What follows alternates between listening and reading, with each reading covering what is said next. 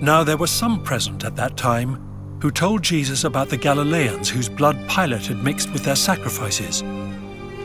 Jesus answered, "Do you think that these Galileans were worse sinners than all the other Galileans because they suffered this way? I tell you, no. But unless you repent, you too will all perish.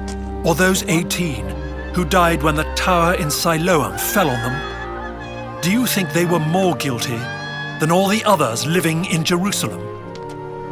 I tell you, no. But unless you repent, you too will all perish." Then he told this parable.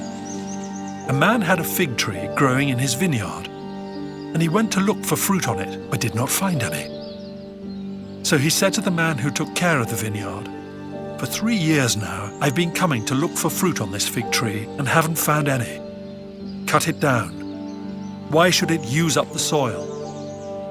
"Sir," the man replied, "leave it alone for 1 more year, and I'll dig around it and fertilize it. If it bears fruit next year, fine. If not, then cut it down."